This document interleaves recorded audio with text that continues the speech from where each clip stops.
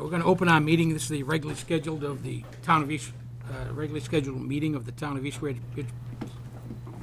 Bridgewater Planning Board. It's Monday evening, September 20th, 2021. I'm going to call it 7:02 p.m. Currently present for the board are regular members Rob Ken, Sherry Bates, Christine Hanley, myself, Roy Gardner. Also present is Associate Member Kevin Riley and our Administrative Assistant, Dorothy Simpson.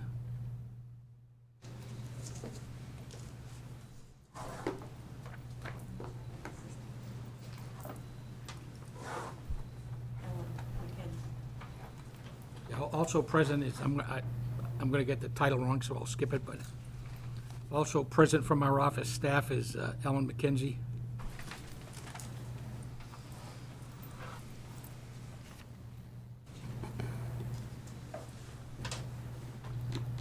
First item of business is minutes from August 16th, 2021. Move to accept the minutes as presented. Second.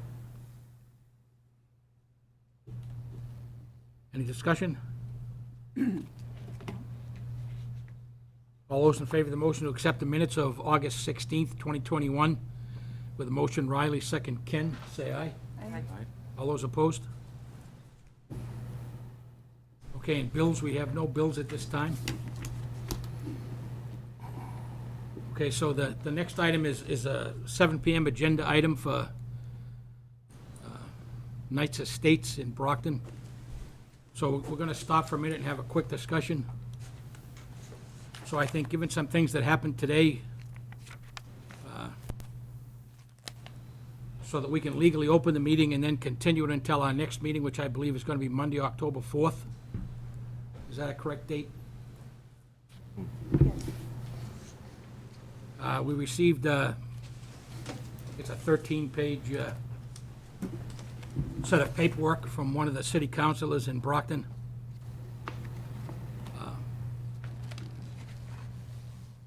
Which presents some issues which I think are both factually and legally incorrect.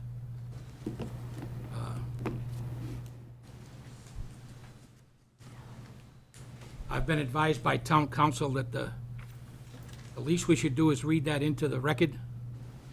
But what I want to do tonight is open the public hearing, continue the public hearing immediately, in part because we only have 4 regular members present. We need 4 in favor.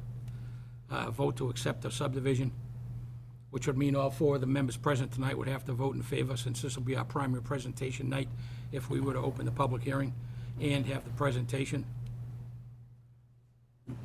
So what I would like to do is I'm going to declare the public hearing open at 7:05 p.m. We'll take the next step of opening the public hearing by having our clerk read the legal notice of public hearing that was published in the Brockton Enterprise. So if you would, Christine.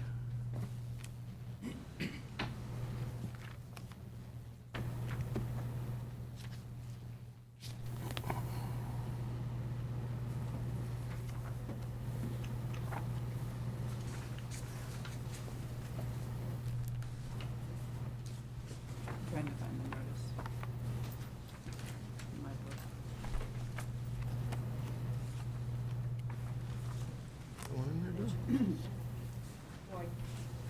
Where is that, Dot? It should be in that file, that big file in front of you.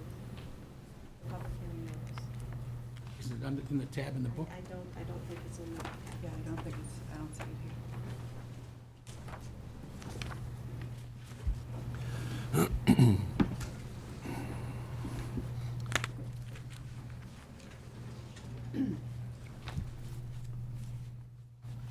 Roy Livingston.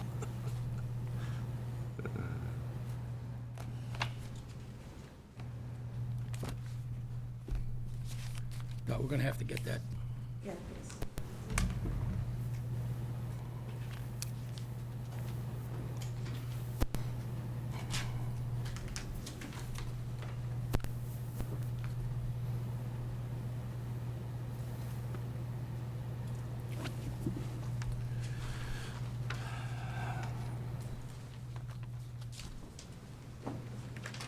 So I don't want to prejudice anything here, but I will say that there were a couple of items mentioned in that letter, Sorry. which in fact, two of those items were the reason we denied the subdivision previously. The primary cover letter that was in the package was from an individual city council on city council letterhead, which implied that, at least the way it was worded, that the city council and the mayor had already made some decisions about the subdivision. That has to be factually false and legally false, since they can't do that prior to the action being taken by us. There were some other items in there that were clearly incorrect. I'm not going to get into those individually until we get some advice from town council on the actual content of that. But to avoid having to re-advertise, we will open the public hearing and continue it till our next meeting. Yeah, and hopefully by then we'll have some advice on town council as to how we should handle this issue. We good? Yep. Okay. Town of East Bridgewater Planning Board Notice of Public Hearing. The Planning Board of the Town of East Bridgewater will hold a public hearing on Monday, September 20th, 2021 at 7 p.m. in the Town Office Building, 175 Central Street, second floor conference room. The purpose of the hearing will be to review a Form B subdivision application and plan submitted by Gemsey Munden, P.E., on behalf of Benjamin Carroll, applicant. Owner of the record, Robert and Joanne Carroll. The applicant is proposing an 8-lot, single-family residential subdivision. The subject property is located on the easterly side of East Street, Brockton, in parentheses 678 East Street, Brockton, formerly the Knights of Columbus property, and consists of approximately 10.13 acres of land. The zoning classification is Residence 1, R1, lot as shown on East Bridgewater Assessor's Map 103, Lot 10. The Planning Board, as required by the East Bridgewater Subdivision Rules and Regulations and Massachusetts General Law, Chapter 41, Section 81T, seeks public input relative to this proposed subdivision. The plans are on file with the Planning Building Department and can be reviewed between the hours of 8:30 a.m. to 4:30 p.m., Monday through Thursday, and Friday, 8:30 a.m. to 12 noon. Notice was published in the Enterprise on Monday, September 6th, 2021, and also on Monday, September 13th, 2021. Okay, so at this time, I'm going to, for the record, declare the public hearing open. And as I said, we're not going to take any actual testimony. We're going to continue it so that any members that are present at our next meeting can participate in the deliberation and the actual legal vote that we're going to record. I did have one item I'd like to ask the applicant, and that is, can you provide us with a copy of the letter from the City of Brockton City Clerk that says the 21-day appeal period, actually 20-day appeal period, has expired? Certainly can. So for the record, you could give us a copy of that so that we have that in our hands prior to the next meeting.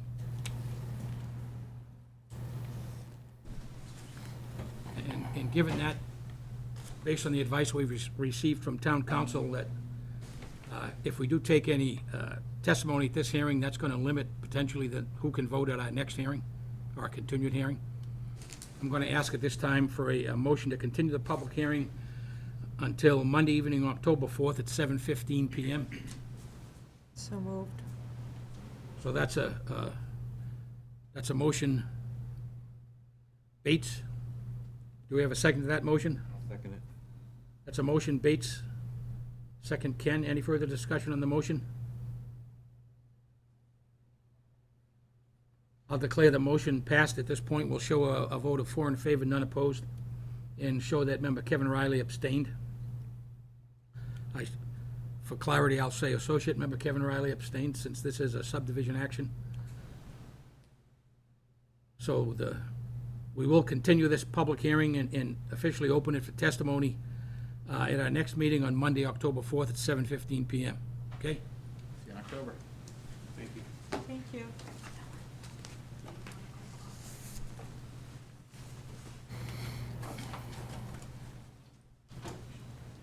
I do note right now that our building commissioner, Patrick Franny, is present. He's actually next on the agenda to inform the board of the Technical Review Advisory Committee and yeah, we'll just call him, let him know what we did.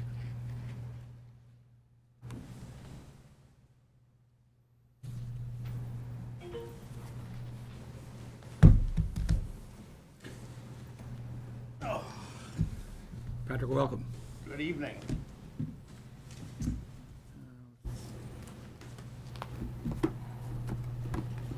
Just have, try and be as brief as I can. Just here to talk about the Technical Review Advisory Committee. It's a group that we've been assembling. Past couple of months, we've been putting this together. The primary purpose of it is for expedited permitting. When we're doing that through collaboration, communication, that's the idea, with each department that has anything to do with permits in the town. All the permits, subdivisions, special permits, building permits. What we're trying to do is when applicants, this is an informal, the technical review is an informal process. So before they get to the formal process, like the planning board, we're hoping that they can have all their plans together orderly. Most of the questions will be answered ahead of time so that they don't have to come to hearings, find out that they have missed something, continue the hearing for a few weeks later. We're trying to help them prepare. And we're trying to help them get a better set of plans for each one of the boards. The idea is, it's by keeping all the departments informed, it should help should help East Bridgewater too. Better communication, so everybody knows what's happening, when a development comes in or a large project comes in. It's definitely gonna help the applicants. We've had a lot of great feedback already from the applicants.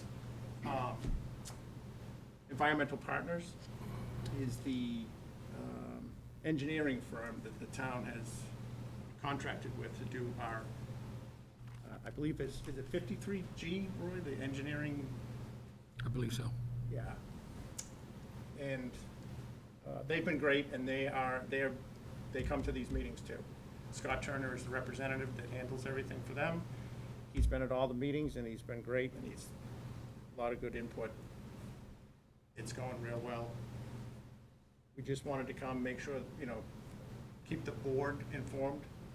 And we did have a question was brought up as far as those engineering accounts.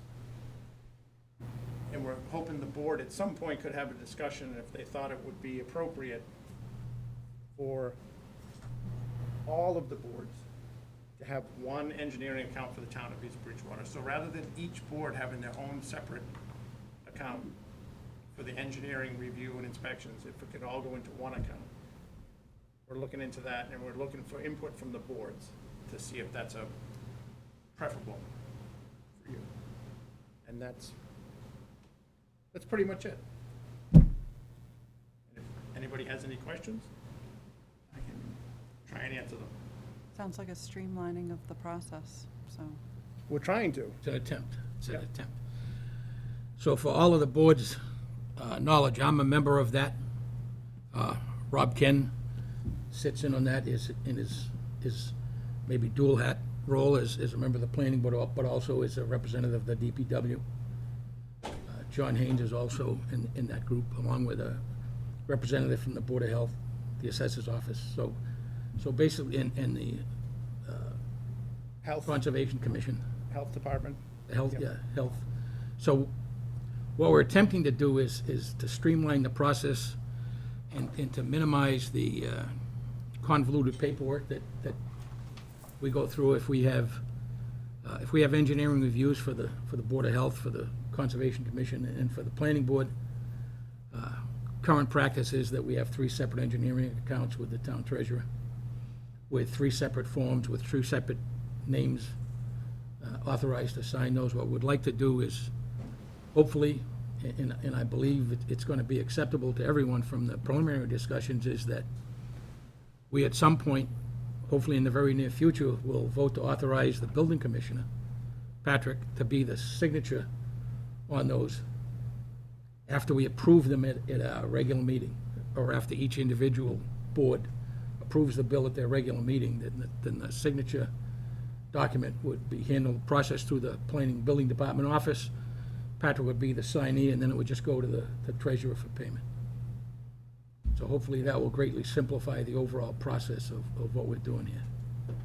Makes perfect sense to put it streamlined, because then it just makes it so much easier for all of the boards involved. I think so. That's Yeah. why we're asking the boards for any input, because we can't, the other thing that we've learned from this group is, we can't think of everything. And there's always somebody in that room that brings up something that we didn't even think of, and you think, great, I'm glad somebody mentioned that. So we're going to all the boards. And if you just keep it in the back of your mind when you're having your hearings or whatever, if you can think of anything that would help that applicant in this process, just let us know. It is a work in progress, and it's changing every week. If I'm Mr. Applicant, what am I doing? I'm simply submitting to you a set of plans in the building department that's being circulated and commented on at these meetings? Basically, you're invited to come to the meeting. You're encouraged to come to that meeting, and a lot of applicants want to. They would love to meet everybody ahead of time. Again, it's informal, so there's nothing about the process that's formal for them. And there you can take their, even concept drawings. So before they start spending a lot of money on engineering and plans, their concept plan can come forward. Preliminary type. They can get some input, go back to their engineer, the design engineer, and draw a better initial plan. And they can come to us at any point, before they have concepts, when they have them, at any point, and we encourage that.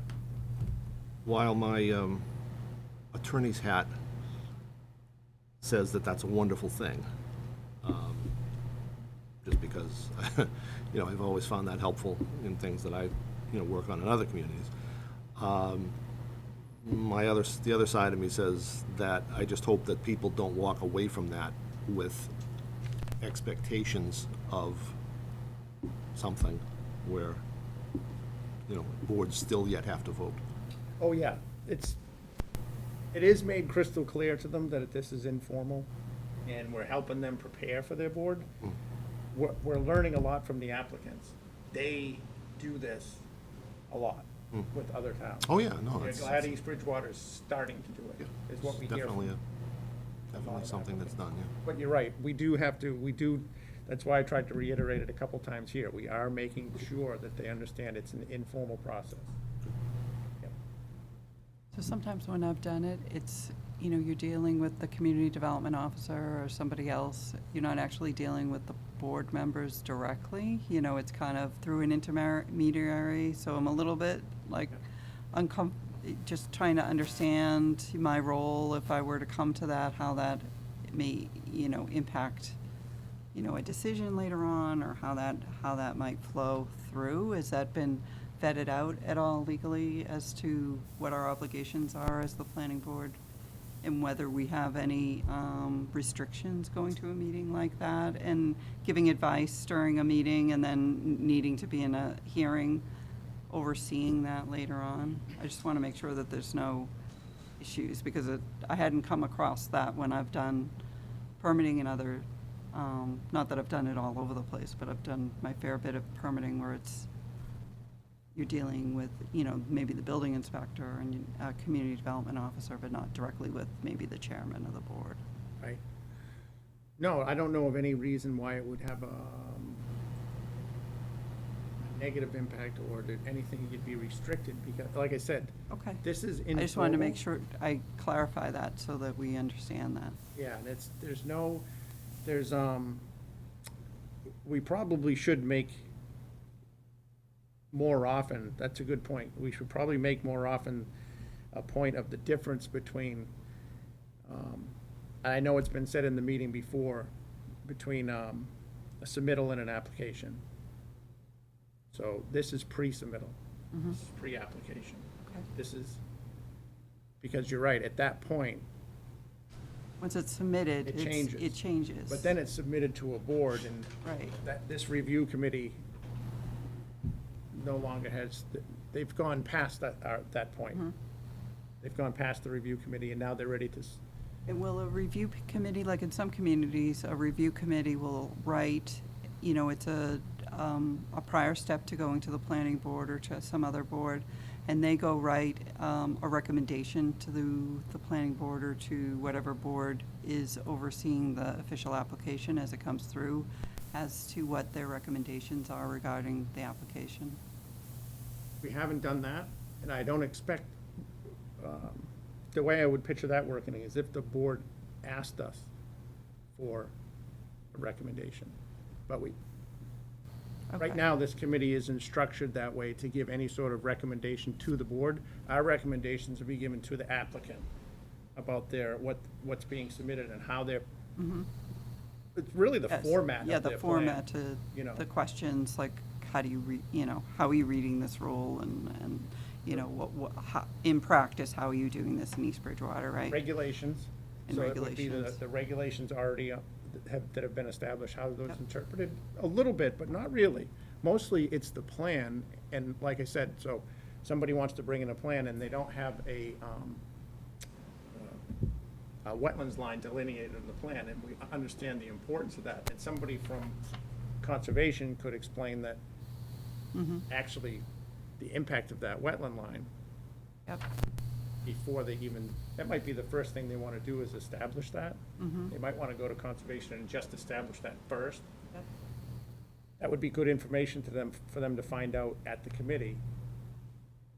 Then they could go get that established and then move forward from there. So when the planning board has an official application in front of them, oftentimes we look for recommendations from the police, DPW, fire, others, to weigh in on the application. Is that, now, does that step change, given this? So then we still get those official recommendations or comments on the the plan, please consider doing this or that or whatever, that would be satisfactory to meet, your concerns or other department concerns. Yeah, and I think what'll happen is, when you do get that input, you'll get better input from those departments, because Yep. they've had that informal review process, and they've actually gotten to look at the plan and hear some input from other departments, so they don't have to work in a bubble anymore, and they can probably give you better input. Absolutely. So we'll get better applications, more complete applications, be able to put it through the process much smoother, quicker, be able to pick on up on the issues that maybe is more difficult to pick up during the hearing sometimes, and. I hope so. Yep. That's the plan. Okay. How many departments are represented, Patrick, in this? So like, we have all of them. Actually, we put the review out to everybody at first to see who wanted to come. But we definitely have, the building department, conservation, health, representative from planning, assessing, fire. Yep. DPW and DPW, I can't think of them all, because we're trying to get all of them involved. We even had selectmen there. Yeah. Well, a few of the meetings. Selectmen there for a couple. And I how think often will the hearings be, or the informal meetings be? Right now, it's every other, well, not every other, it's the second and fourth Wednesday, I think, or is it the first and third? I think it's Can't first even and- keep that straight. The first. Every So other, twice basically a- every so other week. I About believe twice a we've month settled it'll on be first and third Wednesday of the All right. month at 9 a.m. here in this room. Yeah.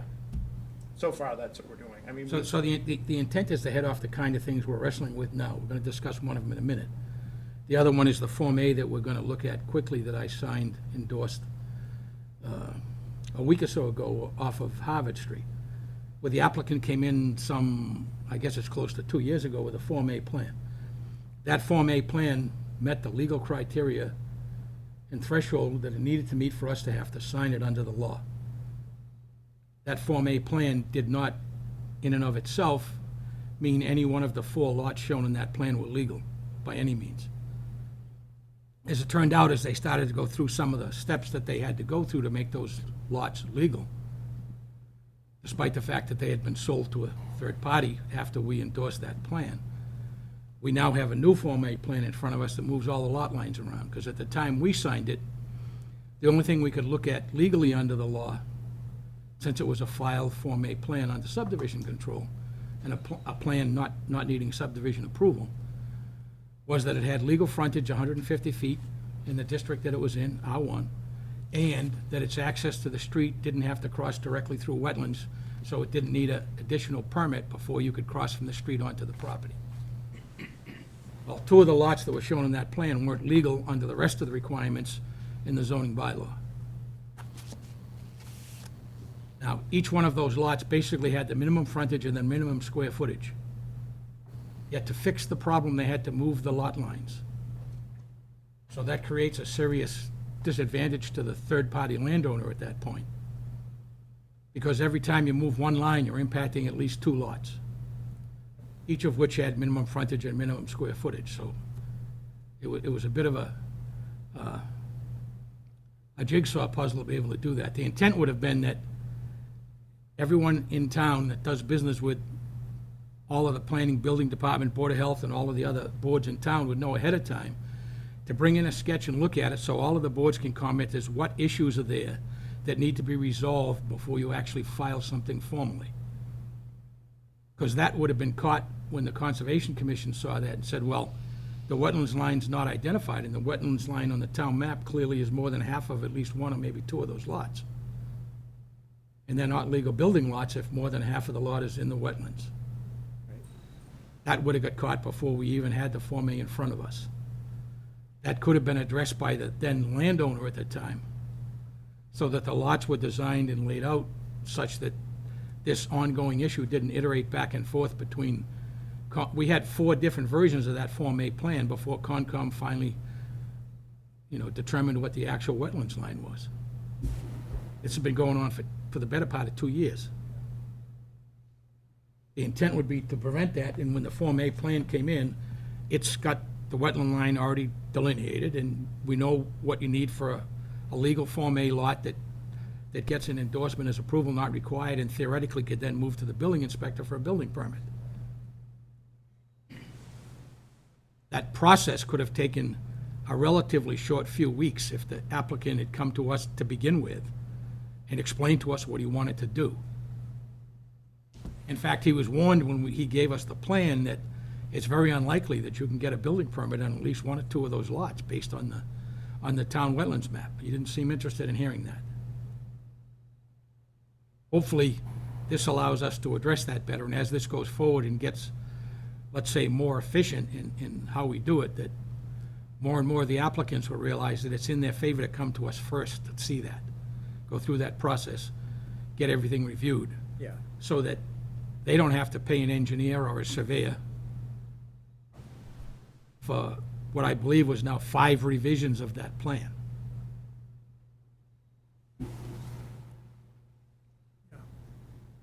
So the second one we're going to talk about right now, and if you would stay there, Patrick, I would appreciate that. Yep. So the next item on the agenda is 427 North Bedford Street. This is another item that should have come to us before anything happened at that site.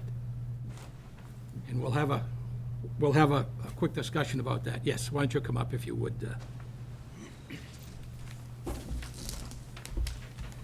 So we now have a plan in front of us that's gone through the whole process and now correctly reflects what I believe is the intent to build on that site.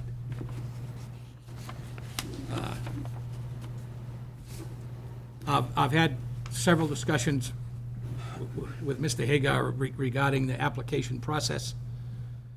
I'm not enamored of the process that happened here, but it's the process that happened, and we're here where we are tonight.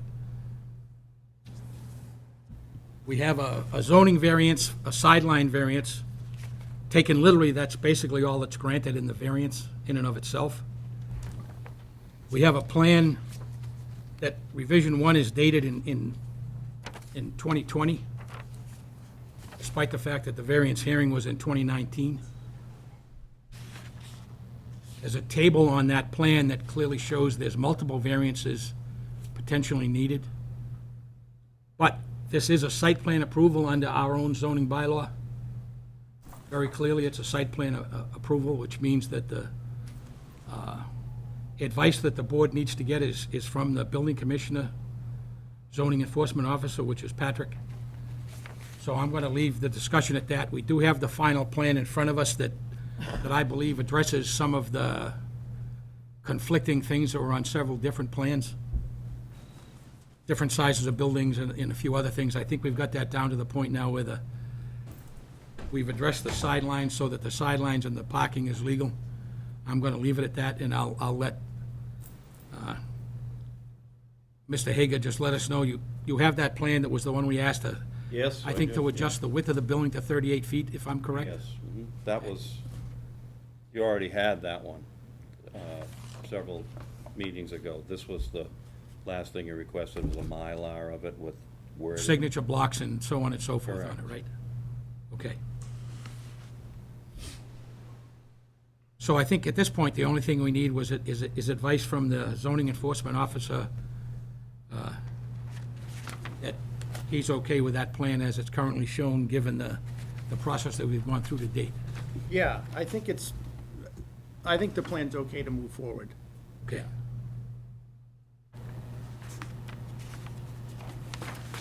Hopefully in the future, if something like this will be, the process will work smoother. It will, especially with the process that we're implementing now. But it did, and it did bring to light, this was unique. And it did bring to light some things that need to be looked at and addressed in the future. But what it will do is get a better review Okay. prior to coming forward for any special permits, like the technical review committee will be used prior to even a special permit or a variance. It's gonna help that process along too, so just more communication. So the underlying issue here, which is independent of Mr. Hagar and his proposal, but it's similar to, when we changed the zoning in some of the areas along Route 18 in town, we recognized that there's, I believe it was at that point in time in 1987, there was some 26 properties in the business zone, which we zoned B4, B-number 4, in which there were those 26 lots that were substandard under that zoning bylaw that we adopted in terms of both frontage and area. The intent was, and as it was presented at town meeting, is that when those lots get developed, they will have to be compiled with adjacent lots to get to the minimum requirement, because several important things to understand here, and that is that a lot that's currently built on and in full use, from the standpoint of zoning, isn't considered protected if you knock that use down and make it a vacant lot. There has to be some process to go through to get the right to build on that again, if it doesn't meet the then zoning standard for frontage and area in that district. We do have language in our zoning bylaw that allows that to happen by special permit. That didn't happen in this case, and I think we're well beyond that at this point. You could read and I think Patrick has read the findings, rulings, and decision of the ZBA, since they had a sketch of the property with a sketch of the building, to at least implicitly imply that they're granting a variance for that building on that lot, because everything was on that sketch. They didn't itemize individually, as they should have, each individual variance, but certainly you could look at that and look at the drawing and say that, well, they had to take that into account, because they were looking at the lot with the building on it, with 10-foot sidelines and a 30-some-odd foot setback and on and on, so.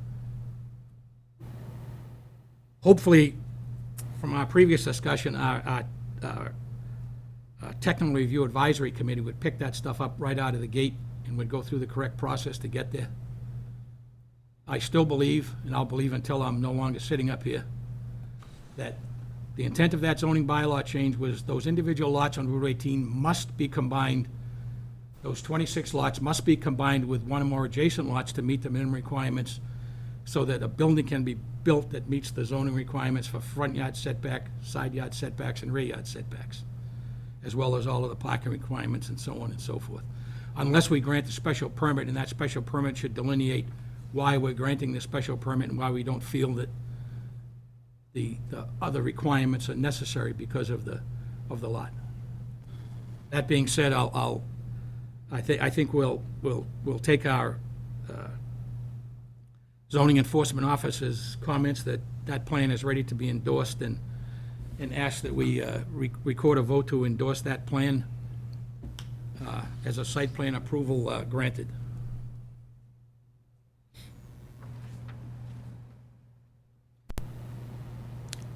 I'll make the motion to, excuse me, endorse the plan as presented, plan with revision to 9/15 of '21 for 427 North Bedford Street. So we got a motion, Riley, do we have a second? Second. Second, Bates. Further discussion?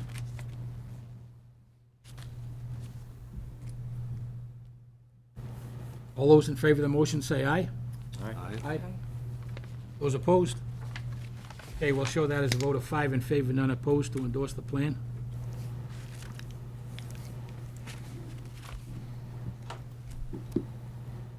Okay, thank you, Patrick. Thanks, Greg. Yes, why don't you leave those with Dot, and we'll sign them later tonight.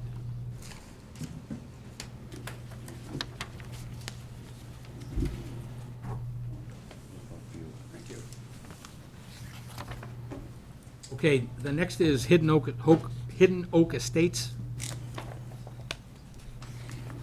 which, if my memory serves me correctly, is a one-lot subdivision off of Pond Street.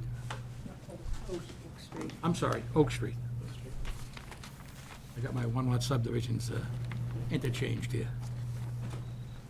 I'm Bud Morris. I'm here for Bob Graham. This subdivision, the one-lot subdivision off of Oak Street, it was approved by the board. The 20-day appeal period has expired. Copy of that was sent, I believe you have that, right? I have one for you. Okay. We also got a stormwater permit from the Conservation Commission, and I know that was delivered to the office as well. Mr. Costco added the things to the plan. Matter of fact, he even added the conditions of approval to the plan, all on the first page.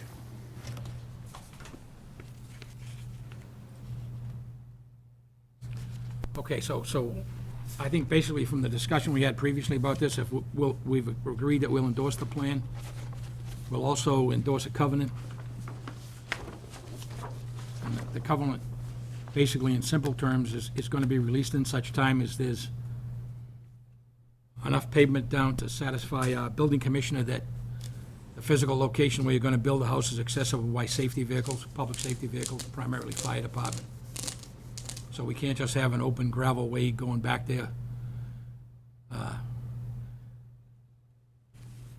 I think we've been back and forth as to whether or not we'll wait to release the covenant, hold the covenant until the occupancy permit is granted or the building permit is granted. So I think, Patrick, if you can correct me if I'm wrong, but I think in this case, since it's a single-family house that won't be occupied while it's under construction, that we can keep the covenant in place and release the covenant, which will then allow you to issue a occupancy permit when the building is done. But that's going to require that the road driveway, effectively, legally a roadway, but technically a driveway, is paved at that point. Yeah, I have no problem with that. We're just trying to figure out the process a little bit. To get a building permit, is the covenant released to get the building permit? Is that required? Well, I think we can discuss that with the building commissioner, come up with a satisfactory middle ground here. Yeah, I think similar to what we did over on Pond Street. They have no problem with it from a practical standpoint on a one-lot subdivision such as this one. Homeowner wants to buy this, they have a contract with a contractor to build it, including the roadway. They'd like to be able to get a construction loan, pass papers on the whole thing, and move forward. They don't have a problem with the occupancy permit being tied to everything being finished. And that's part of the stormwater permit, which they have to have signed off anyway on that as well. But from the whole process, if they don't have the covenant released that way, Right, if you're gonna sell it, Was that- sell it. I said, if you're gonna sell it to Mr. and Mrs. homeowner and let them do their building, you've gotta have, I mean, the covenant says you can't sell it. that's essentially what the problem is, that the homeowner can't get a mortgage Yep. in order to pay for it. So it adds an extra process where Mr. Developer has to build the driveway and the drainage and come back in here and put the process through. But in this case, the entire parcel is the entire subdivision. Yes. Right. So the covenant doesn't preclude you from selling that. Right, the covenant has a sentence in it that the agreement and covenant shall run with the land included in the subdivision, and shall be binding in the grantees, and the signs of the undersigned shall be covenant. So there's no individual lot to be released, it's the subdivision is one lot. I don't disagree with you that it will stop not stopping the selling, maybe I'll rephrase that. It runs into a problem often with mortgagees. The bank would then be coming second to the covenant. That's where you occasionally run into a problem with title attorneys. That's why on the other one, we had a release and we asked for, I have no problem with the release saying that this has to be finished before an occupancy permit or whatever language you want to work out that you're happy with, and it's the intent, obviously, the homeowner's not going to get into the house until they, but from a practical matter, coming in and paving it all at the end, having one driveway all the way to the house and finished, having cement trucks not drive over that driveway beforehand, and those other things is a simpler thing for them and results in a better job, essentially at the end.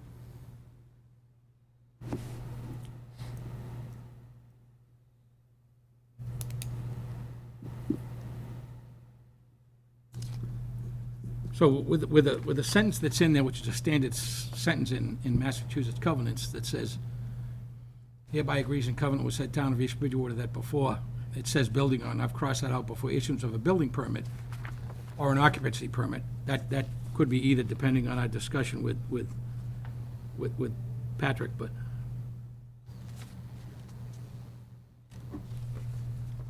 or conveying other than by mortgage deed. You have a right to sell the entire subdivision by mortgage deed. The covenant does not hamstring that. The sentence is pretty clear. And mortgages are very frequently sold in their, subdivisions are very frequently sold in their entirety after they're approved. In fact, we have one in town that's going on right now, Daisy Lane, that was done that way. And it's been under covenant from day one. And we still haven't released any lots yet. But it was sold to a third party who's going to develop the lots and potentially sell those individual lots once we release those lots. So, I don't see anything in there that should hamstring you from getting that done. So Roy, what is your concern if it was tied to the occupancy versus the building permit?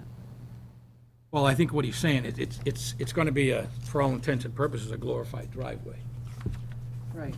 And he doesn't want, Are you advocating for the building permit? no, the occupancy permit.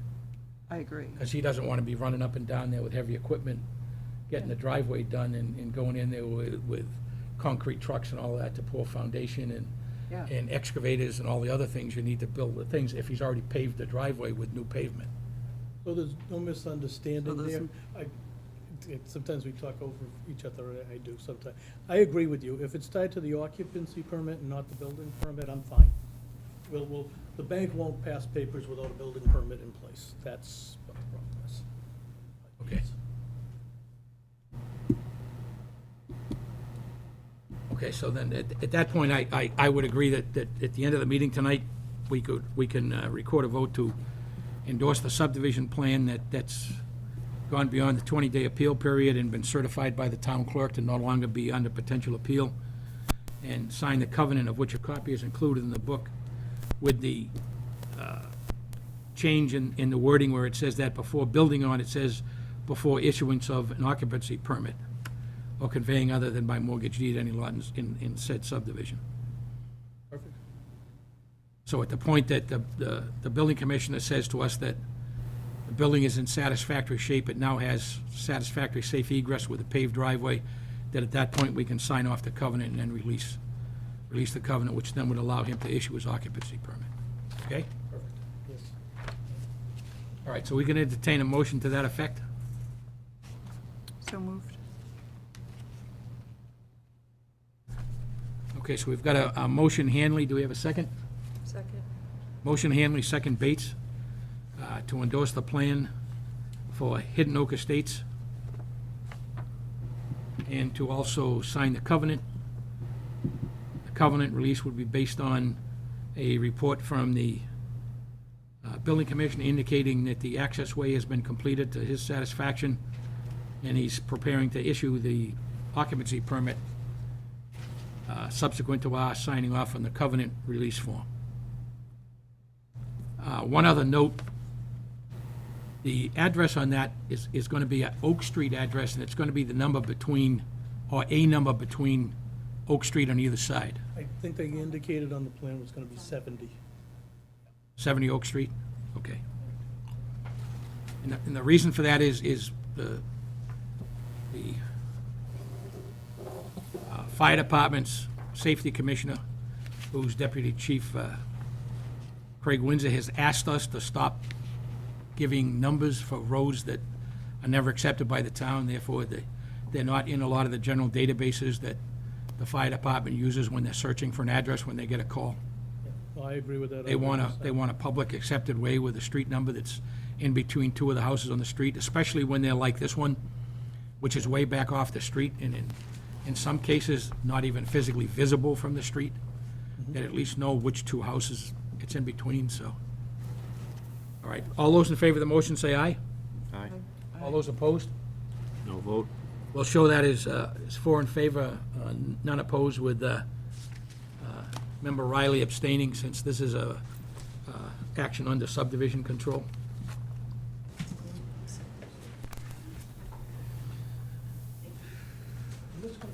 Mr. Costco made a whole bunch of sets, so there's the Mylar and there's 6 sets, which are not gonna be there.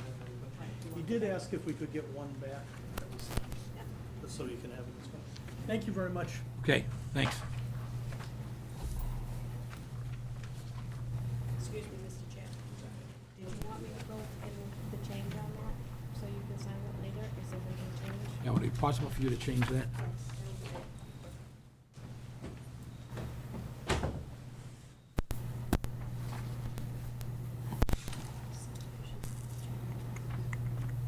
So just right there.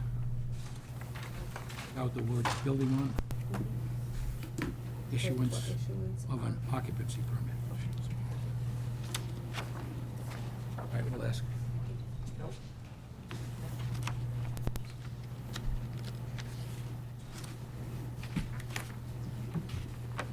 Okay, so, Patrick, do you have anything else for us tonight?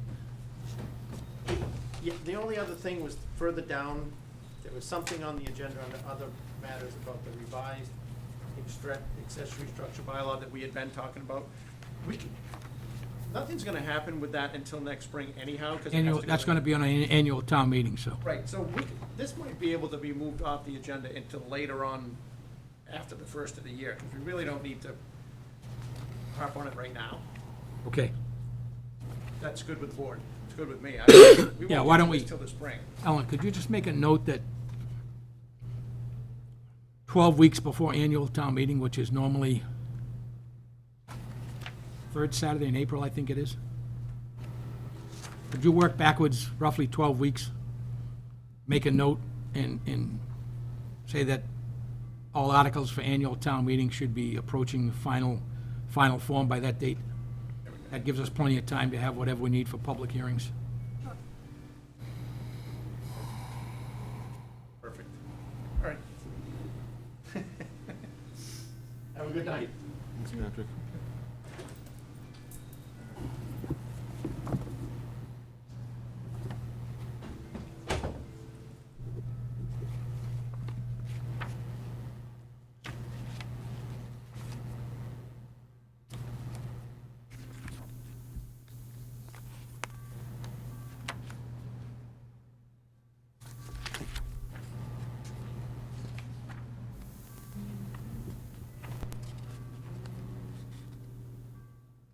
All right, is there anything else on that agenda that members sitting here tonight think we need to discuss tonight? Yes. Can we talk about the Whitmarsh Lane cul-de-sac removal? I'm Gail Hickey, I spoke with you on the phone about that. Yeah, why don't you come up here if you would?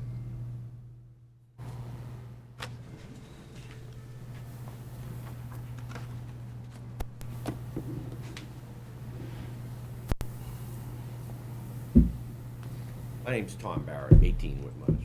Hey, Tom. So is there any, I really don't want the cul-de-sac removed. I know I spoke with you about that. Is there anything that can be done at this point to prevent that from happening? I would say without actually filing a subdivision revision plan, no. Because that was already voted and it's beyond the appeal period, and that's one of the conditions that was granted as part of the approval. The applicant was aware of that from day one. I was thinking back on that, and so our section is the second section. And when I built my house, I was told that the street could not be extended any farther, that was gonna be the So end. somebody misled you, probably intentionally misled you. Well, that Because was any it. street, What was that any gonna street be? can be extended. Well, they applied for the permit to extend it, and it was granted, so. The question that I have about the TNT. whole thing, and it's just totally lack of inexperience for anything like this. I bought my lot, I built my house, the cul-de-sac was there. Okay, so that's gonna change, right? That's fine. Which one of you actually has the wing of the cul-de-sac in your yard? Both of us. She's on one side, I'm on the other. Except one side, it's gonna be pretty much straight. The cul-de-sac is off to one side, isn't it? No, we're both gonna lose a pretty good chunk of pavement, you know what I mean? So what my question is, the town granted Latola permission to do the subdivision with knowledge that that has to be eliminated, right? Yeah, it clearly says that right on the plan. I'm not arguing that point at all. What I would like to know is, what course of action do I take if Latola doesn't do a good job in eliminating the asphalt, extending my driveway, putting down loom, seeding my lawn? In other words, if I'm not happy with what he leaves me, what is my course of action? Do I have to argue with Latola? Well, you can go back to talk to us to begin with, because that's part of his subdivision approval that he's required to do. Right. So if I have a And we have a problem, bond. if I have a problem with the way he does the job, I come to you. I would first say the most logical thing would be to talk to him about it. 100%. I talked to him, I have no problem with the guy. I really don't. But the second thing would be if he's non-responsive to your request, would be to come back to us. Okay. Because he has to put it in shape such as it would have looked if the cul-de-sac wasn't there and the driveway's terminated out at the street. Right. I mean, the bottom line is it's gonna cost me money, because I have to establish the lawn, I gotta water the lawn, I'm gonna have a driveway that doesn't match. There's a lot of things about it I don't like, but no one ever said life was gonna be fair. But that's just life, I gotta deal with that part of it. But if, like I said, I just wanted to hear it from you people here tonight, where do I go if he doesn't do it to my liking? And so my first thing is to talk to him, and if he doesn't do what I feel he should, then I come back to you. Come back and talk to us. Okay. I mean, the town has actually paid out of their own pocket, out of taxpayer money, to remove several cul-de-sacs in the last few years, because they realize they're a problem to maintain, they're a problem to plow, and they serve no purpose once a road's been extended. The intent of the cul-de-sac is solely to be a turnaround for traffic, so that you're not just dead-ending in a 90-degree dead end in a 40-foot wide or 26-foot wide paved road. I wouldn't argue that point, although there was one left earlier, Yep. you know what I mean? So Well, what, that was when the applicant convinced us that the wetlands beyond that cul-de-sac meant the land was unbuildable. who convinced you of that? The applicant. Dave Lack, the owner of the house? Or the The person who? applicant of phase one. Well, Patrick Garner was the engineer that convinced us that, based on his wetlands line, which was just beyond that cul-de-sac, that could not be further I guess he was wrong, extended. wasn't it? That's all We I have gathered. 5 sets of plans that he did, all of which are still creating problems for us. But so he convinced you that that would be the end of the. Well, he showed flags that indicated that there wasn't enough buildable land beyond there to extend the roadway, which is actually where your lots are, well, no, yeah, it would be where your lots are. So. Not only did it extend beyond that, well, someone obviously also told you that it couldn't be extended beyond you. People, it was PMP who did the engineering, and they were the ones who said it would not be extended. So And that's I so can, why I can does- vouch for the fact that they're far more competent engineers than Patrick Garner was, so they were both incorrect. So why would the owner of that property that has that semicircle cul-de-sac situation, why would he be able to keep that then, if they're removing cul-de-sacs? Because we for didn't safety approve that with the conditions, and it's already been accepted as a town street. So I know that you told me this, but I don't remember. How would I be able to look up what the lot approval, Everything's recorded at the Registry of Deeds. and if I find something that disagrees with what is being said here, do I have any recourse?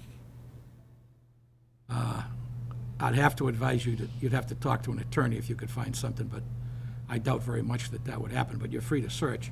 The office could help you at least identify, well, you could probably start with your own deed, because your own deed should reference the subdivision. The subdivision should reference the book and page where it's recorded. Yeah, and just so you know that, I know that Tom hasn't had trouble with the builder, but I've had trouble, and I think all 4 of the people whose houses he built have all had many issues with him and had a So great deal of difficulty getting we him need to to stop fix that the discussion here, because that's really a third-party, private real estate issue, not a planning board issue. Well, we were just discussing that, though. If you individually have a problem with the builder in relation to fixing the roadway, then that's a planning board issue. Let's not go beyond that, okay? Not. No, I'm not just saying he has a reputation of not taking care of the problems that he's left, is what I'm saying. So we're both expecting that this is not gonna go well. Well, as I said, the planning board is holding a bond on that roadway, so if there is a problem and it's agreed from our end that there's a problem, then we have bond money that he won't get back and will use to fix it, or he'll fix it and then get his bond money back. And there's enough bond money left to cover, Well, based on our standard estimate, there should be. yeah.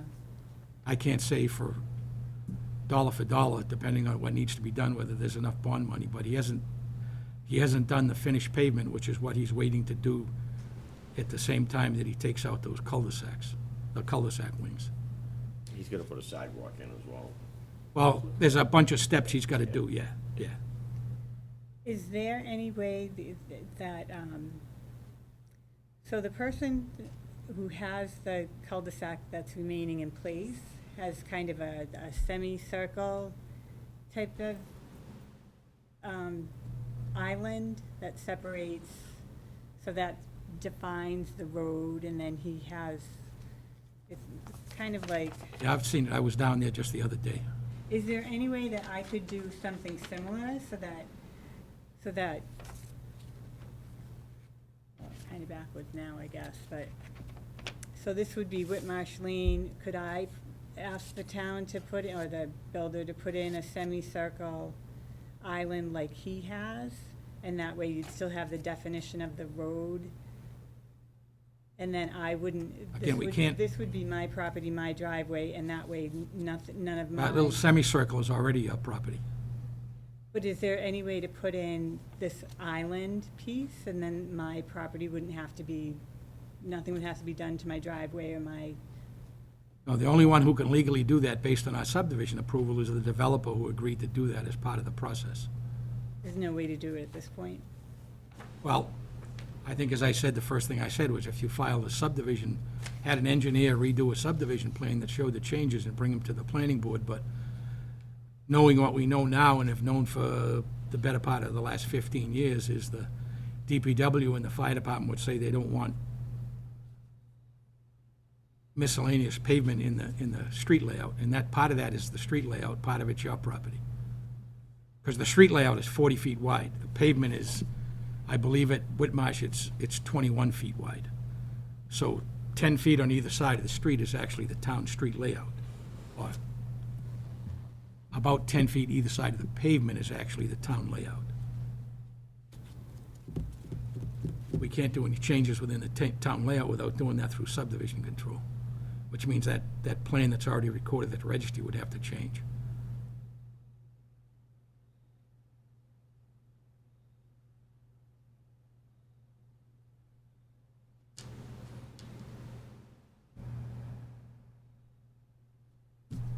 I got the question I needed answered, so I'm good.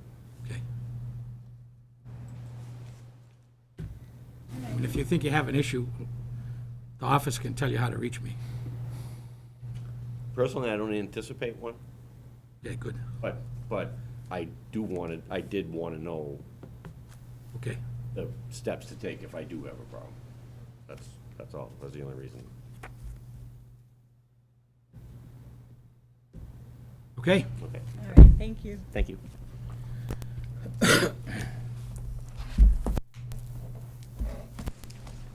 So anyone else on the board have anything? It's okay with the members. I'd like to, at this point, entertain a motion to adjourn.